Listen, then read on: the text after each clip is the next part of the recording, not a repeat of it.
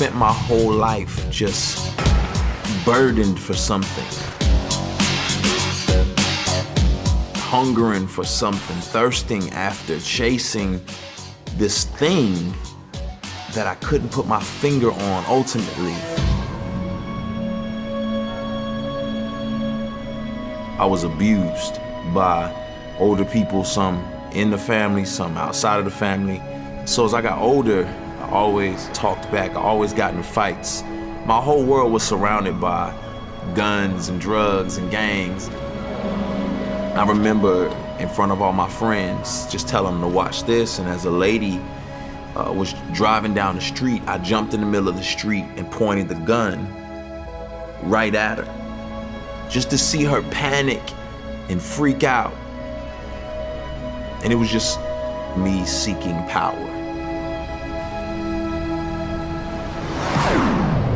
By 16, I was getting high on a daily basis and got involved with woman after woman after woman. And you know, when you mix drugs, you mix alcohol, you mix youth, it's cause for an explosion.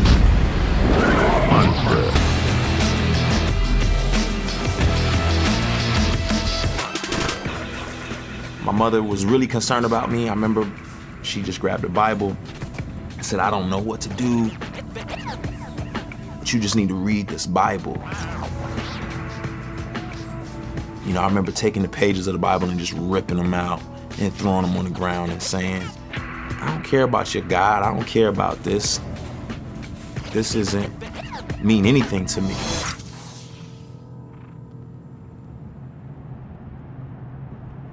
I was in a really dark place. I was really lonely, really depressed, and a friend of mine reached out and invited me to a conference. And I'm thinking, why not? My mind was blown when I got there. I had never seen anything like it. I saw guys with bullet wounds and ex-gang members who loved Jesus, and I had never seen anything like that before. And so I was intrigued. I'll never forget the pastor.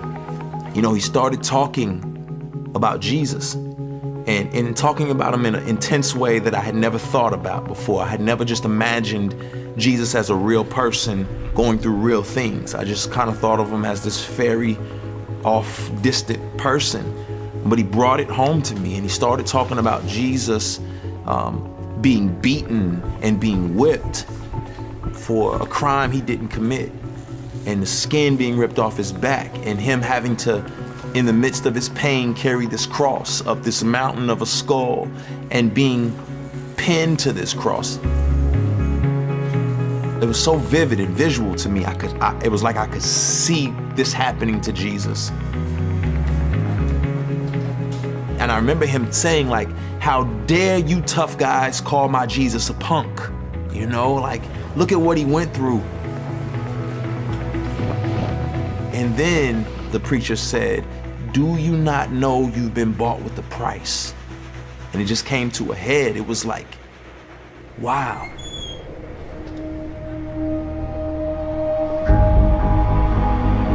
Jesus literally took all of this on his own back for me. You know, I remember bowing out, just head touching the ground and saying, I'm sorry, God, I'm sorry. But one step led to another, which led to another. And, you know, I was back drinking and sleeping around with women. And the conviction that I was now feeling was so strong. And I remember driving on the highway, just thinking to myself, God, you gotta do something. Because if you don't do something, I might hurt myself or hurt somebody else. I don't know what's gonna happen, but just don't kill me.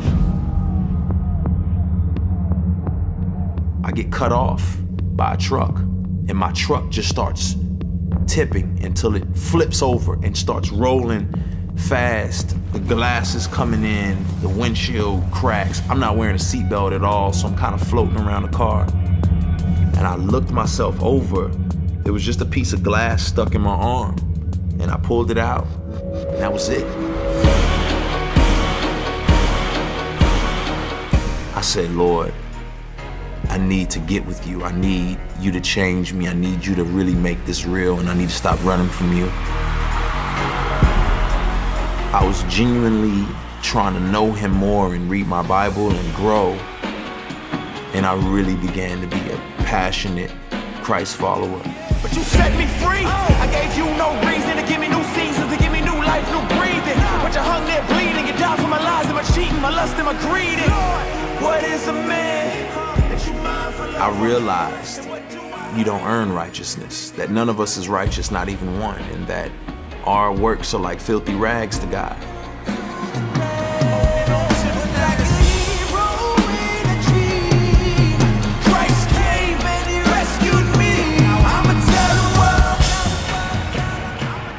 Jesus lived the life I could not live and died the death I should have died. You know, that gets me every time, just to think, man, I gain everything by putting my trust in him.